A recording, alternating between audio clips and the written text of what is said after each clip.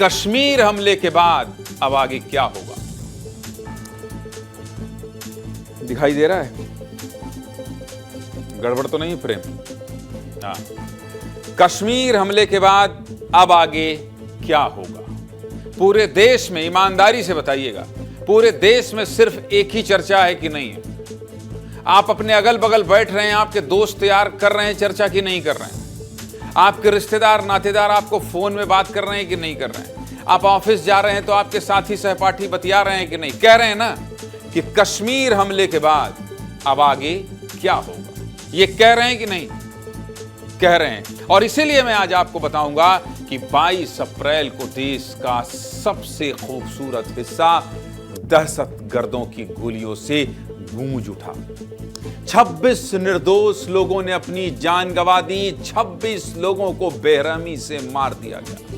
कई परिवार गम में डूब गए, पूरा हिंदुस्तान गुस्से में आ गया। हमले को 4 दिन बीत गए। इन 4 दिनों में क्या क्या हुआ आज आपको सिलसिलेवार तरीके से बताऊंगा।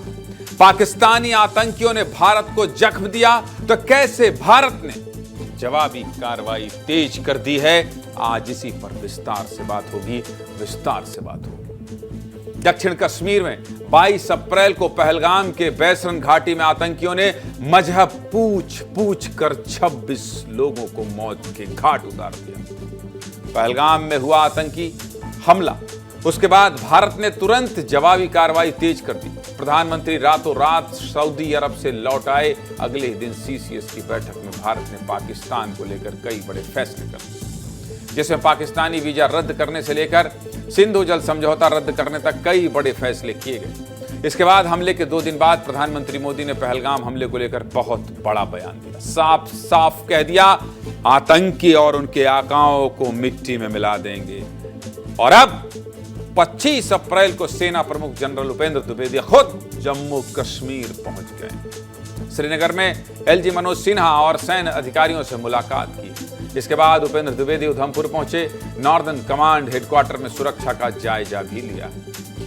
आतंकी हमले के बाद सुरक्षा बलों ने भी जवाबी कार्रवाई तेज कर दी। पहलगाम के आतंकियों पर ताबड़तोड़ कार्रवाई शुरू कर दी गई है। जम्मू कश्मीर के बिजबेहारा में आतंकी आदिल के घर को जमींदोज कर दिया गया है। त्राल में आतंकी आसिफ का घर भी उड़ा दिया गया है। देख लो दहशतगर्दों, तुम दुनिया के किसी भी कोने में छिप जाओ, तुम्हें भी ऐसे ही उड़ा दिया जाएगा। तुम्हारा अंजाम भी ऐसा ही होगा, ऐसे ही चुन चुन कर हिसाब लिया जाएगा। 22 अप्रैल से लेकर 25 अप्रैल तक देश में क्या माहौल है, आपको एक रिपोर्ट दिखा देता हूं।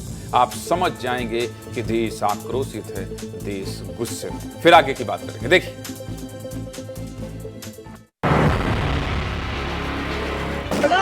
కొండి కొండి వెళ్ళి కొండి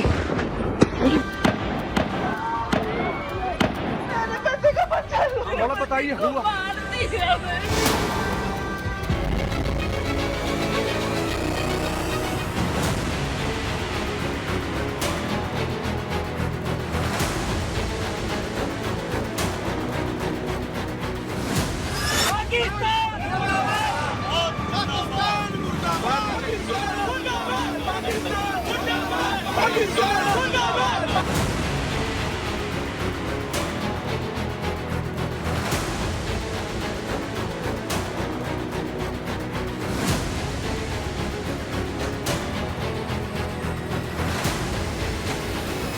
अब आतंकियों की बची खुची जमीन को भी मिट्टी में मिलाने का समय आ गया है।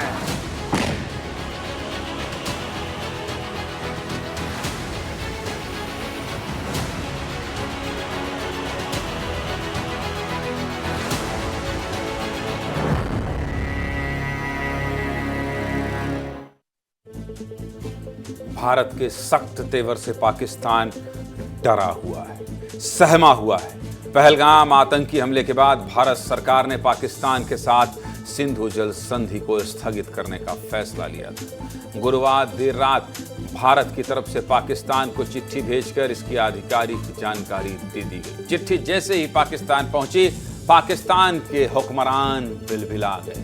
कहने लगे, ऐसे कैसे भारत कर सकता है? हमारे 24 करोड़ देशवासियों पर इसका असर पड़ेगा। पानी बंद करने का फैसला युद्ध की कार्रवाई के समान है।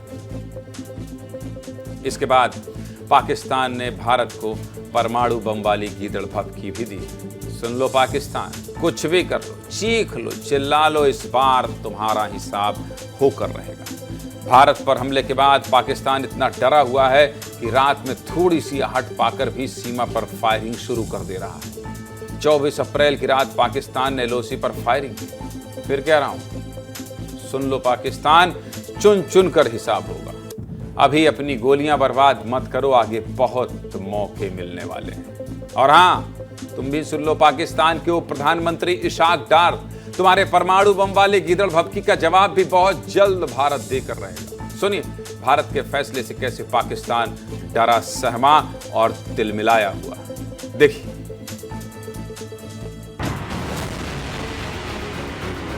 इन्होंने इस मौके को पहला जो वार किया हमारे ऊपर, तो वो इस इंडस वाटर ट्रीटी को डिक्लेयर किया, जिसको इन अगेंस्ट कर रहे हैं।